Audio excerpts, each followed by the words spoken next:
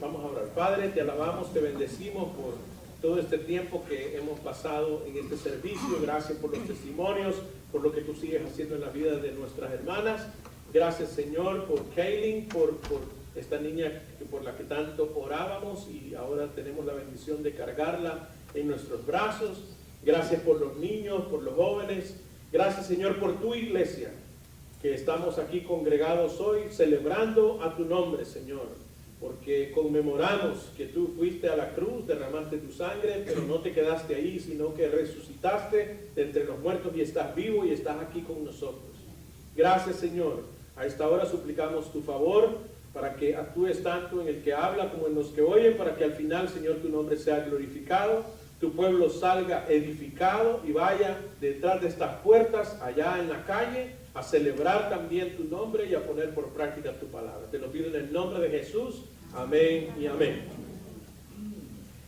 Hermanos, estuvimos hablando acerca de la soteriología. De acuerdo a la teología sistemática, es el término que se le da a el estudio de la gracia o de la salvación. Y esto vino a causa de que estamos en una serie de mensajes del libro de los Hechos, y llegando al capítulo 15, versículo 9 al 11, dice: y ninguna diferencia hizo entre nosotros y ellos, purificando por la fe sus corazones. Ahora pues, ¿por qué tentáis a Dios, poniendo sobre la cerviz de los discípulos un yugo que ni nuestros padres ni nosotros hemos podido llevar? Antes creemos que por la gracia del Señor Jesús seremos salvos de igual modo que ellos. Y estábamos comentando acerca de los judaizantes que querían que los nuevos convertidos tuvieran todas las prácticas de los judíos, que adoptaran la ley judía, la ley mosaica y todas las normativas que se les habían entregado, y querían entonces imponerle a los nuevos convertidos gentiles todos esos aspectos. Y vinieron entonces a Jerusalén para hablar de este punto. Y Pedro les recordó cómo a todos ellos en el aposento alto recibieron el bautismo en Espíritu Santo y fuego, y como también Pedro, testificando a los gentiles en el capítulo 10 de Hechos, pues también ellos recibieron el bautismo del Espíritu Santo y fuego. Y dice entonces: no hubo diferencia entre nosotros y ellos. Así que habla de que por gracia somos salvos.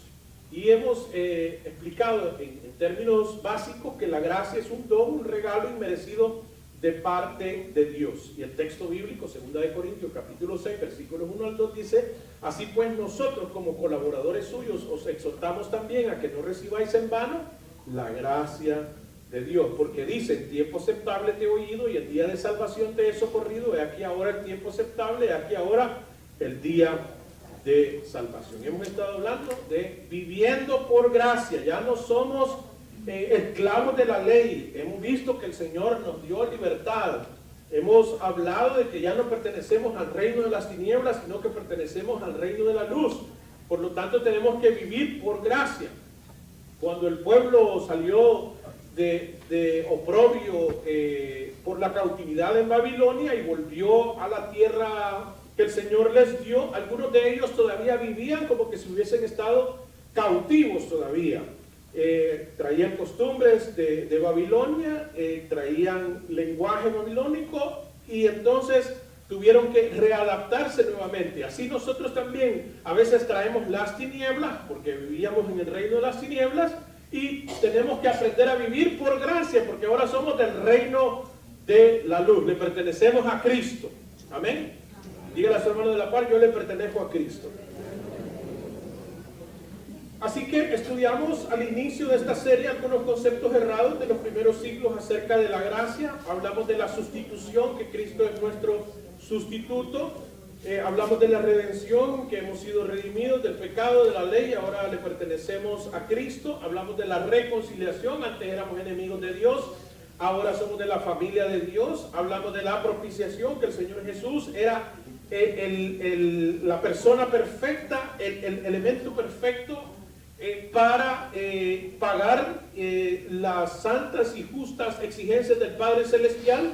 Por lo tanto, Jesús es nuestra propiciación. Hablamos del perdón, hemos sido perdonados y ahora nosotros nos vemos justificados. Ya el Señor no nos ve culpables, sino justificados, y no que no seamos culpables porque hemos pecado, pero a través de Jesucristo el Señor nos ve justos. También hablamos de la regeneración, del nuevo nacimiento, diciendo que uno que ha recibido la gracia del Señor, uno que ha aceptado a Jesucristo, inevitablemente experimentará regeneración. De ahí que nosotros queremos darnos cuenta si en realidad hemos recibido a Jesucristo como Señor y Salvador.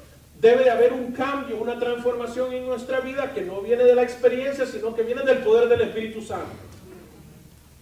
Y es entonces un cambio, una transformación inexplicable para nosotros, porque antes nos gustaba hacer, ejecutar o dejar de hacer ciertas cosas que ahora hacemos, y lo hacemos porque el Señor nos mueve a hacer. Es más, les podría preguntar: ¿qué hacían ustedes los domingos por la mañana antes de convertirse a Cristo? Y probablemente aquellos que les acompañaban ahora se preguntarán: ¿y ahora estos bobos por qué se van a meter a un templo? Porque ellos todavía no entienden. Y digo que todavía porque tenemos la tarea de poder compartir con ellos la vida nueva que ahora nosotros experimentamos. Este día, conforme a lo que hablamos el domingo pasado, tenemos que hablar acerca de la seguridad de salvación. Ya que nosotros conocemos a Jesucristo, ¿la salvación se pierde o no se pierde?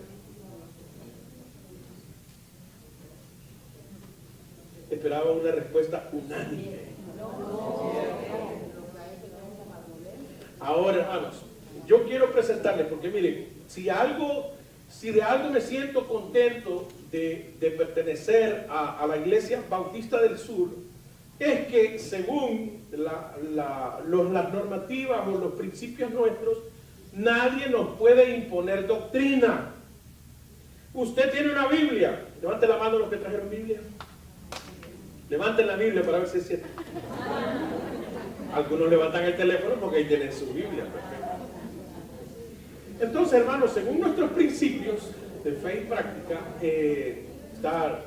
cada uno que se va a hacer miembro de nuestra iglesia, le pedimos que lea Fe y Mensaje Bautista, revisión del año 2000, y si está de acuerdo con esos principios para estar nosotros todos en comunidad, como miembros de esta iglesia. Entonces, nosotros, hermanos, no podemos aceptar que nadie nos imponga doctrina. Tenemos al Espíritu Santo con nosotros y tenemos la Escritura. Y el Espíritu Santo está en cada uno de nosotros. Y tenemos la Escritura y la leemos y Dios nos habla. ¿Cuántos dicen amén? Amén. Dios te habla a través de la Escritura. Por lo tanto, no tienes que esperar a que un hombre te diga qué se debe hacer. ¿Qué es entonces mi labor como pastor? Exponerle la palabra. Exponer la Escritura y exponer el pensamiento acerca de la palabra del Señor. Pero no confíe en mi palabra. Dígale a su hermano de la par, no confíes en la palabra del pastor. Y dígale, confía en la palabra de Dios. ¿Qué debe de hacer usted? Usted debe de supervisar, usted debe de ser crítico acerca de mi exposición bíblica y observar qué tan estricta es de acuerdo a la Escritura. Hermano, no es ningún pecado criticar la prédica del pastor. Lo que es pecado es chismear del pastor. Pero criticar la prédica no. Porque se trata de usted. Se trata de su vida espiritual. Por lo tanto, hermano, necesita usted ser crítico. Y por eso hoy le traigo algunos pensamientos teológicos para que usted, no que yo le diga, qué es lo que debe de hacer, sino para que usted, que tiene el Espíritu Santo, que es un hombre y una mujer espiritual, que tiene razonamiento, así dice Nehemías capítulo 8, que debía de traerse a todos los que podían entender la palabra. Aquí estamos todos nosotros que podemos entender la Escritura. Entonces usted hoy va a ser un crítico acerca de estos pensamientos teológicos y va a sacar sus propias conclusiones. Yo le voy a decir las mías, pero usted no se va a salvar por lo que yo pienso y creo. Usted se va a salvar por lo que usted piensa y cree, no por lo que yo crea. Yo no me voy a salvar por mi esposa, lo hemos estado diciendo todos estos domingos pasados. No me voy a salvar por mis padres. No hay tal herencia de salvación. Cada uno responde por su propia vida. Nosotros no podemos heredarle a nuestros hijos nuestra salvación. Le podemos heredar un pensamiento bíblico, un pensamiento cristiano, piadoso, pero ellos tienen que tomar sus propias decisiones. No porque yo sea pastor, mis hijos se van a salvar inmediatamente. Ellos tienen que tener su propia relación con Jesucristo. ¿Cuántos están de acuerdo con eso? Amén. Ok, basado en eso entonces, les pido por favor, este no será un mensaje tan animoso, será un mensaje de crítica. Y yo les voy a exponer unos pensamientos teológicos de la teología dogmática. Existe la teología sistemática, la teología bíblica, la histórica, la teología dogmática. Dentro del dogma, el dogma, hermanos, es algo que se acepta como tal. La Iglesia Católica tiene sus dogmas. ¿Y por qué es un dogma? Porque así es. Ahora, la teología dogmática tiene un fundamento sobre el estudio, pero no deja de ser dogmática. Y algunos toman la teología dogmática como tal, como un dogma, y se vuelven muy férreos en sus creencias. Le voy a exponer entonces, no estoy concluyendo, sino que le estoy exponiendo a usted estos pensamientos teológicos. Será un poquito diferente la prédica de hoy, pero al final de mucho provecho. Vamos a ver en primer lugar, no porque sea la principal, pero vamos a ver en primer lugar el calvinismo. El calvinismo. Calvinismo entonces viene de Jean Calvin, yo no hablo francés, pero castellanizado como Juan Calvino. Juan Calvino. Él vivió del 10 de julio de 1509 al 27 de mayo de 1564. Fue un teólogo reformador protestante, nació en la localidad de Noyon, creo que así se dice, Francia. Juan Calvino se convirtió al cristianismo, él fue católico, y se convirtió al cristianismo en el 1533, cuando tenía aproximadamente 23 años. Fue perseguido por su diferenciación en pensamiento y en creencia, y fue a parar a Ginebra, Suiza, de Francia a Suiza. Y expuso 5 puntos acerca de su fe. No es lo único que expuso, hermanos, pero es todo una estructura teológica que es imposible decirla en 5 minutos, pero le voy a dar los 5 puntos básicos del calvinismo. No estoy concluyendo, no estoy sugiriendo que lo siga. Cada uno, de acuerdo a lo que hemos anticipado acerca de la gracia, tendrá todavía un poco más de criterio para evaluar estos pensamientos y los posteriores a lo que le voy a decir. Pero quiero que usted sea crítico, ponga atención y diga, de acuerdo a lo que ha leído de la palabra de Dios, que al final es nuestra base de fe y práctica, si están correctos o no, o son los que usted quiere adoptar o no. Pero mi sugerencia es que no se vuelva dogmático, sino que se vuelva espiritual, que sea crítico. Hay que criticar los espíritus, hay que valorar, dice la palabra del Señor. Primero, el primer punto del calvinismo, quiero decirle que yo no soy calvinista. Yo no soy calvinista. Por lo tanto, no soy la persona más hábil de explicarlo, pero bueno, tengo el conocimiento básico acerca de estos 5 puntos calvinistas. Primero, dijo Juan Calvino, concluyó de alguna manera que el hombre estaba en depravación total. La caída de Adán afectó a toda la raza humana, la humanidad está muerta en sus delitos y pecados, y el hombre es incapaz de salvarse. Hay una depravación total de parte de, heredado por Adán. El hombre no puede salvarse a sí mismo, en eso estoy de acuerdo. Segundo, elección incondicional. En el pasado eterno Dios eligió a ciertas personas para salvarlas. La elección y la predestinación son incondicionales, no tienen su base en respuesta humana. Según Calvino, entonces, el que va a ser salvo no depende de su decisión, sino que depende de la decisión de Dios, a quienes Él escogió. Por eso dice elección incondicional. Dios puede elegir entre uno y otro de acuerdo a como Él quiera, pero no tiene ninguna participación humana. Calvino no le da crédito a la decisión humana, sino a la decisión de Dios. Tercero, expiación limitada. Según Calvino, Cristo murió solo por los elegidos. Serán salvos todos aquellos que fueron elegidos y por los cuales murió Cristo. O sea, en otras palabras, lo que Calvino concluyó es que Jesucristo vino a morir solo por los predestinados. Y que cada uno de ellos va a ser salvo, y va a ser salvo porque va a ser salvo, porque Dios ya lo escogió. Pero hay otros que no van a ser salvos. Eso es el pensamiento calvinista. Gracia irresistible.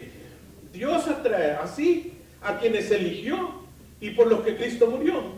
Dios hace que el hombre anhele, o sea, Dios provoca en el hombre escogido que anhele llegar a Él. Cuando Dios llama, el hombre responde. ¿Por qué? Porque entonces se da cuenta que ha sido elegido por Dios. Pero ¿quién provoca eso? Es Dios mismo. No hubo participación en la decisión, no hubo participación humana, sino que Dios quien lo elige. Así que Juan Calvino nos habla de la perseveración de los santos. O sea, la perseveración de los santos habla de quienes han sido elegidos y atraídos a Dios por el Espíritu Santo, perseverarán en la fe.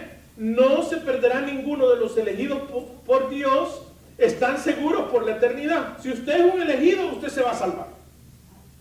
Y perseverará en la fe. Puede que haya tenido un desliz, puede que haya tenido alguna dificultad, puede que se haya ausentado de alguna manera de la iglesia, por decirlo así, de una comunidad, pero si usted es un elegido, usted perseverará. La perseveración de los santos es el principio calvinista. Debo decirles, hermanos, el mensaje está siendo grabado, que yo tengo grandes amigos calvinistas y no tienen ningún empacho, no tienen ninguna reserva en decirme sí, soy calvinista. Los felicito y son grandes amigos y no tenemos ninguna dificultad. Yo no soy calvinista, yo no soy calvinista. ¿Coincidimos en algunos aspectos? Sí. Segundo, vamos a hablar acerca de el arminianismo. El arminianismo viene de Jacobo Arminio o Jacobus Arminius, del 1560 al 1609 vivió este hermano.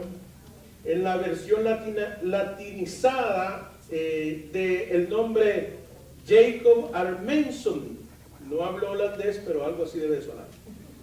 Fue un teólogo protestante neerlandés, o sea, de Netherlands, escritor y profesor de la Universidad de Leiden, teólogo reformado. Nació en Odevader, Países Bajos, y se educó en varias universidades de su propio país y de Suiza, Ginebra y Basilea, y vuelto a Holanda fue pastor en una iglesia en Ámsterdam, del 1588 al 1603. Usted recordará, porque sé que es un estudioso de la historia, que en el 1517 Martín Lutero colgó sus tesis. Y de ahí comenzó entonces todo un proceso de movimiento entre el movimiento luterano, el proceso de la Reforma, incluido Calvino, etc. No estamos en la historia, pero debo de contextualizarlo. Es entonces hasta el 1600 que, ante la férrea convicción de los calvinistas, de Juan Calvino y todos sus acompañantes, que hubo una insistencia y una promoción acerca de la doctrina calvinista, que algunos no la soportaron. Jacobo Arminio fue calvinista. Sin embargo, ante la casi imposición, hubo un movimiento que él no logró sobrevivir, o sea, él se murió antes del sínodo de Dort, que fue auspiciado por los que gobernaban en aquel entonces, que tenían su pensamiento cristiano, y llevaron esta queja, se llama la remonstrancia, o con Martín Lutero se llamó protestantes a los que no estaban de acuerdo con la doctrina católica. Pero dentro del movimiento ya de la nueva iglesia, este grupo que no estaba totalmente de acuerdo con la doctrina calvinista también protestaron. Remonstrancia significa protestar, la protesta del sínodo de Dort. Entonces, ellos hicieron una protesta de que no se les inculcara fuertemente el calvinismo, sino que tuvieran libertad. Entonces vino Arminio, Jacobo Arminio, y a pesar de que fue calvinista en algún momento, se manifiesta ahora en un pensamiento diferente y contrapone 5 puntos más, 5 puntos contrapuestos contra los de Juan Calvino. Recuérdense que estamos hablando de teología dogmática. Así que, según Arminio, la elección es en base al conocimiento.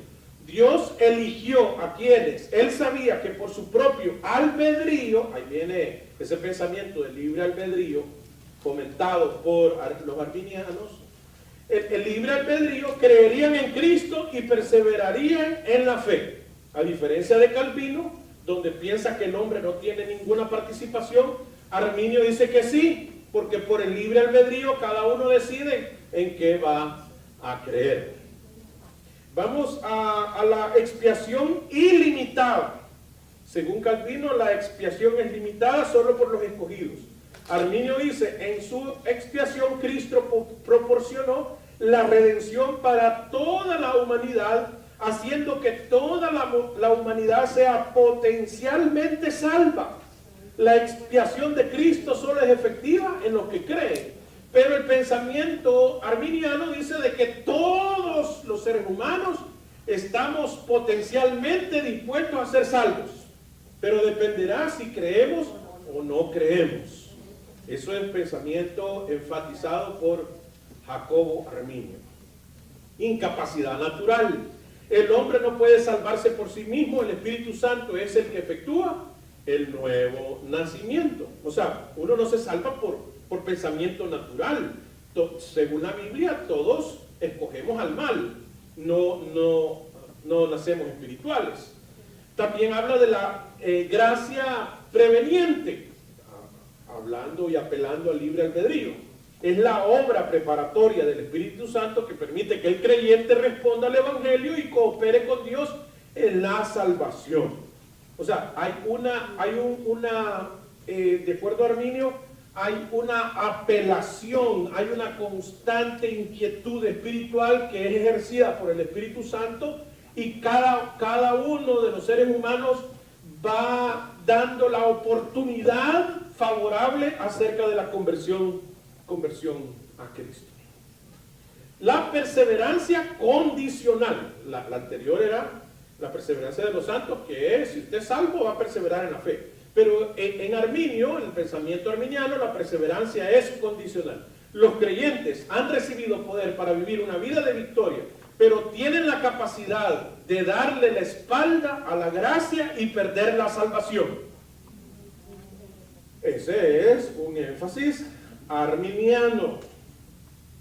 Así que tenemos dos pensamientos. Tengo grandes amigos de pensamiento arminiano. No tengo ningún problema. La pregunta es, pastor, ¿usted acepta en su iglesia gente con teología calvinista? Sí, ¿y por qué no? Si yo no les estoy imponiendo doctrina. Yo no debo de imponerle doctrina a nadie. Ni usted tampoco a su vecino. Ni usted tampoco a mí. Ahí tenemos la Biblia. Toda discusión acerca de fe termina en la Biblia. ¿Qué dice la Biblia? Y por cuestiones de conciencia, si usted dice que usted es calvinista y otro dice que es arminiano, por cuestiones de conciencia, lo vamos a tolerar. Pero en realidad, hermanos, nosotros tenemos que ver qué dice la Biblia. No estamos fomentando calvinismo ni arminianismo, estamos fomentando cristianismo. Estamos fomentando a Cristo. Esto fue 1500, 1600 después de Cristo, hermano. ¿Y qué pasó antes? ¿Qué pensamiento había? Siempre la Biblia, la Escritura, eso. Por eso nosotros debemos de tener en grande aprecio la palabra de Dios. ¿Usted se acuerda dónde dejó su Biblia? ¿Dónde la dejó? La anda con usted. Ok, también dentro de la teología dogmática está el dispensacionalismo. Todos estos grandes pensadores no eran unos flojos, no era que no tenían nada que hacer, eran hombres pensantes, espirituales, que buscaban lo mejor. Pero bueno, sacaron conclusiones y esas nos ayudan a formarnos teológicamente. Está la teología dispensacionalista. Hermano, yo fui formado en mis estudios teológicos con el dispensacionalismo. Hay una libreta grande así que nos hacían comprar, que yo no sé si todavía existirán en las librerías, sobre las dispensaciones, pero como parte de un criterio teológico, el dispensacionalismo. El desarrollo de la teología dispensacionalista viene desde el inicio y ha ido evolucionando con Justino Mártir en el 110 al 165 después de Cristo, con Ireneo, que fue parte de los pensamientos que tuvimos al inicio con respecto a la gracia, del 130 al 200, con Clemente de Alejandría, del 150 al 220, con Agustín, del 354 al 430, que ya fue el movimiento católico romano, auspiciado de alguna manera por el Imperio Romano. Y más recientemente el doctor Scofield, 1843 a 1921. El doctor Scofield fue parte de los iniciadores de lo que en Centroamérica se llamó la Misión Centroamericana, una denominación de corte presbiteriano iniciada por el doctor Scofield. Quizás alguno de ustedes tenga en su librera o en su biblioteca una Biblia de estudio Scofield. Hay en las librerías y el doctor Scofield le atribuyen pensamiento o teología dispensacional.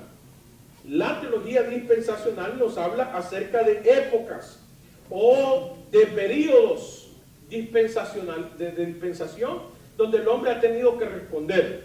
Y vemos claramente 7 diferentes dispensaciones de acuerdo a la teología dispensacionalista en las Escrituras.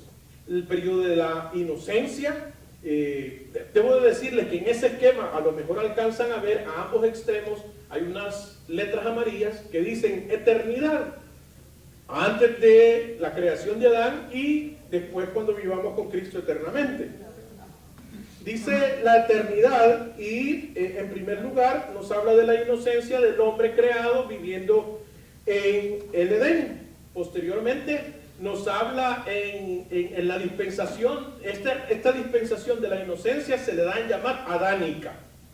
Luego viene la dispensación de la conciencia, cuando el hombre ya sabe que es el pecado y pasa todo un aproximado de conciencia del pecado de 1550 años hasta que llega el diluvio.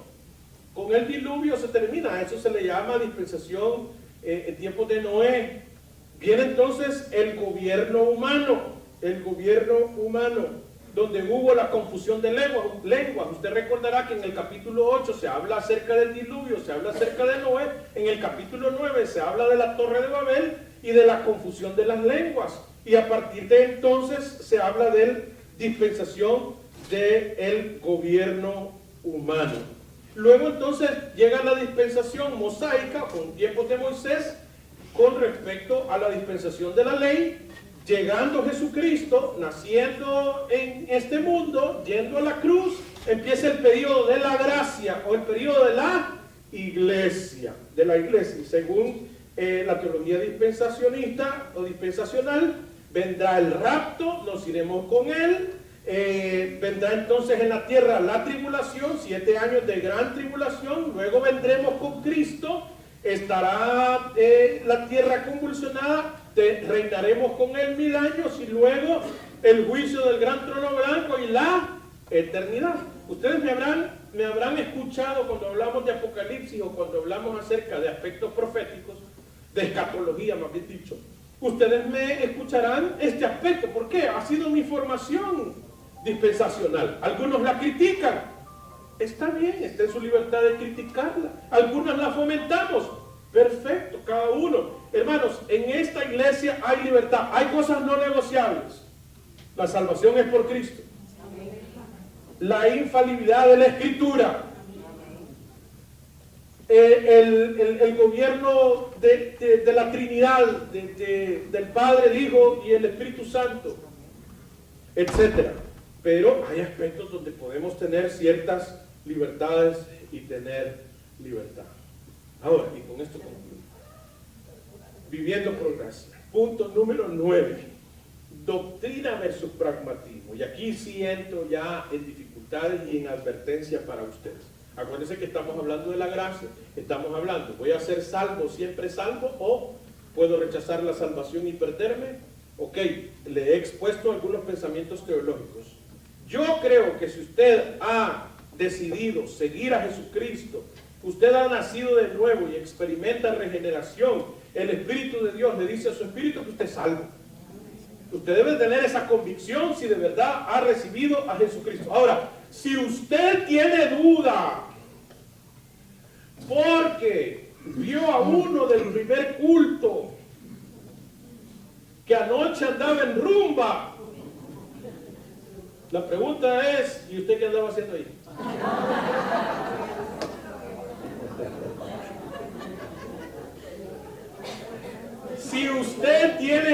dudas. Puede ser por falta de doctrina o teología. Puede ser porque de verdad usted no ha nacido de nuevo. Puede ser porque usted ha descuidado su vida espiritual y entonces ahora tiene, bueno, seré o no seré. Lo importante, hermano, es que usted hoy, si tiene dudas, una vez más se lo digo, reafirme su fe en Jesucristo. Para mí la salvación es solamente por Cristo. Y el Espíritu, de acuerdo a la Escritura, el Espíritu de Dios le dice a mi espíritu que yo soy salvo. Me da convicción de vida eterna. Y hemos hablado acerca de que hemos sido redimidos, hemos hablado acerca de que el Señor ha sido el sustituto perfecto, ha sido nuestra propiciación, etcétera, etcétera. Acuérdense de todo lo que hemos hablado. Algo se le tuvo que haber quedado. No es posible que se haya dormido todo el culto. Pero entonces ahora le presento estos aspectos teológicos básicos, hermano, porque no les puedo dar todos los detalles ni tampoco los manejo a la perfección, pero los conozco. Hoy vengo a una crítica así ya confrontativa. Segunda de Pedro, capítulo 2, versículos 1 al 3. Segunda de Pedro 2, 1 al 3. Dice, pero hubo también falsos profetas entre el pueblo de Israel. ¿Cómo habrá entre vosotros, la iglesia, falsos maestros que introducirán encubiertamente herejías destructoras y aún negarán al Señor que los rescató, atrayendo sobre sí mismos destrucción repentina? Y muchos seguirán sus disoluciones, por causa de los cuales el camino de la verdad será blasfemado, y por avaricia harán mercadería de vosotros con palabras fingidas. Sobre los tales ya de largo tiempo la condenación no se tarda y su perdición no se duerme. En el Antiguo Testamento, hermanos, los gobernantes que no eran buenos gobernantes, y venía un profeta del Señor y se manifestaba y decía que se arrepintieran porque no estaban haciendo correctamente. El gobernante financiaba profetas falsos, les pagaba para que le dijeran al pueblo de que todo estaba bien, de que no había ningún problema. Y el profeta de Dios se levantaba su voz y exhortaba al pueblo para que se convirtieran de sus malos caminos. Pero el falso profeta le daba una sobadita de espalda al gobernante y le daba crédito ante el pueblo diciendo que el falso era el profeta de Dios. Así entonces en la actualidad, de acuerdo a las Escrituras, hay falsos maestros. Dígale a su hermano de la paz, hay falsos maestros. ¿De qué dependerá que hayan falsos maestros? De usted. Porque si usted es conocedor de la Escritura, estudioso de la palabra de Dios, usted será crítico del que le habla. De ahí entonces, hermanos, que yo lo invito a que usted sea crítico del mensaje que se expone desde este púlpito. Llámese como se llame el que no expone. La diferencia en la verdad de la exposición no está en el que habla, sino en la fuente por la que se habla. Así entonces, al que hay que valorar no es al predicador, sino que hay que valorar la fidelidad a las Escrituras. De ahí que si yo quiero desarrollar nuevos predicadores, estoy en la línea de la palabra.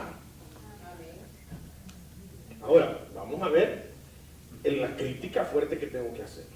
Ya vamos a terminar. ¿Qué hora es? 20 a la 1. Les dije que a las 2. Pragmatismo versus doctrina. Mira, hermano, podemos tener discusiones de doctrina, de teología. Perfecto. Tenemos libertad, perfecto. Pero hay un aspecto que ha venido desde mucho tiempo y está ahora también, que es el pragmatismo, ¿Qué es? Es una teoría filosófica según la cual el único medio de juzgar la verdad de una doctrina moral, social, religiosa o científica consiste en considerar sus efectos prácticos. Si a mí me resuelve, es de Dios. Eso, pastor, mire, eso de teorías y de teología y de doctrina, a mí no me interesa. A mí me interesa saber cómo salgo de deudas. ¿Cuántos dicen amén? Bueno, si nos interesa. Pero no es lo medular. Mire, hermano, no hay que confundir el pragmatismo como abuso de la manipulación de la ética cristiana. La Biblia tiene ética, o sea, es la manera en cómo uno debe de conducirse cristianamente. Pero otra cosa es que con tal de que ustedes se sientan bien, yo empiece a emitir palabras lisonjeras, les haga dar un eslogan, y entonces ustedes se van con ese cantico, ¿verdad?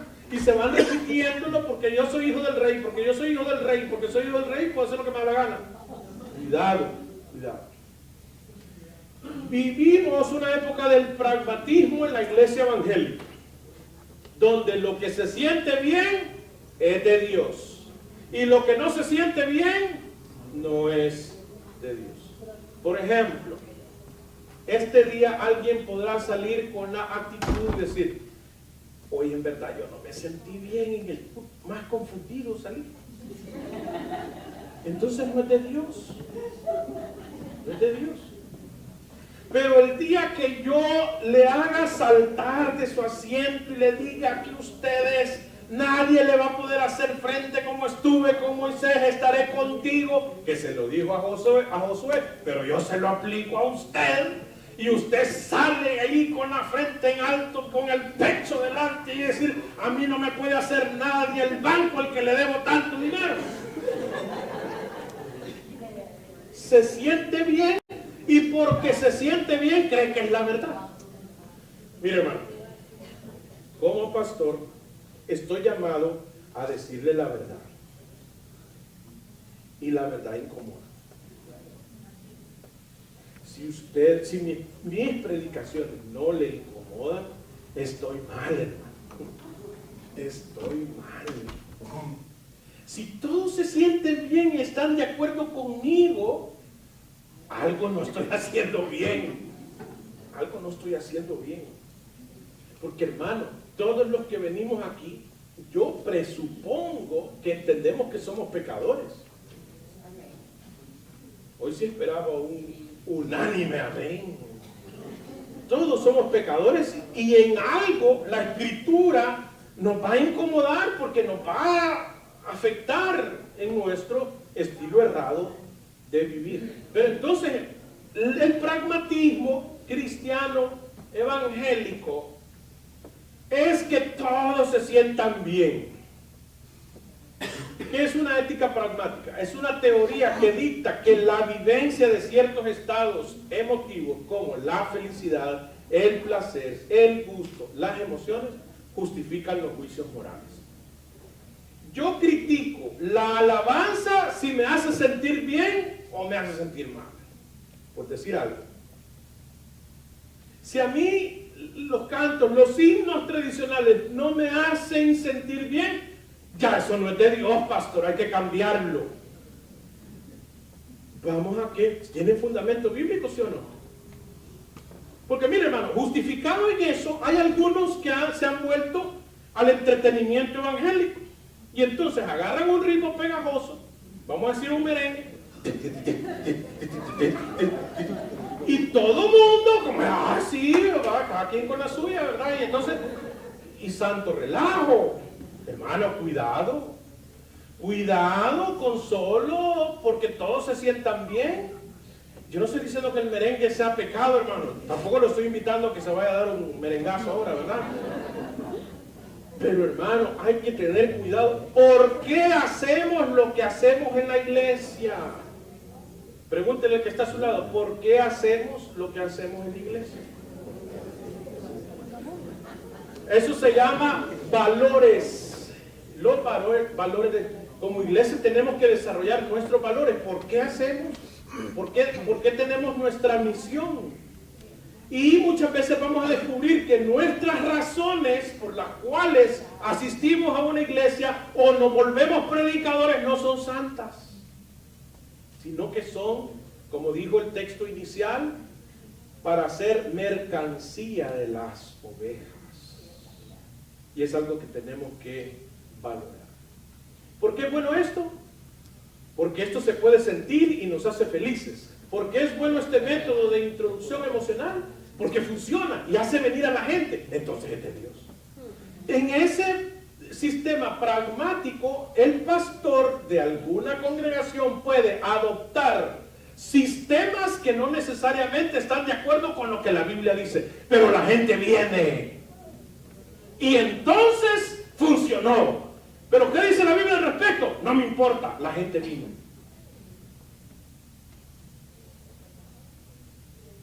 Por ejemplo, alguien puede justificar y decir, no, fulano de tal tuvo razón en dejar a su esposa porque ya lo tenía hastiado.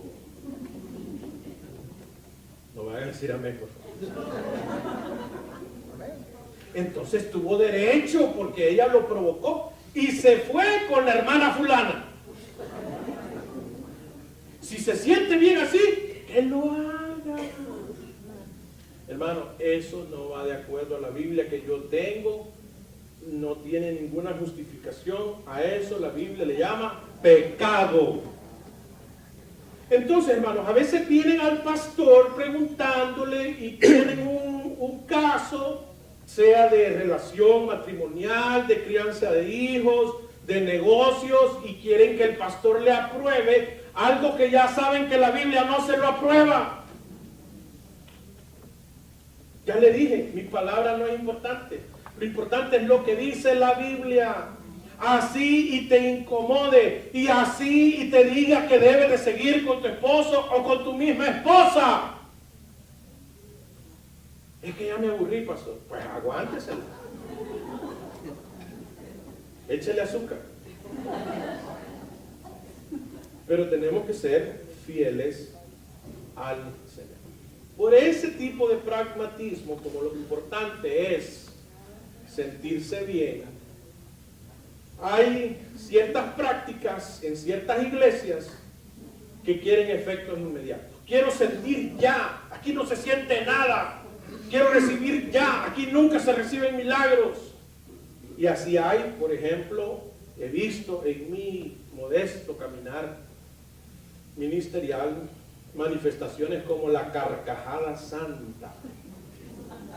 Es donde, lo digo con todo respeto, donde hay gente que creen que por ser llenos del Espíritu Santo entra un gozo,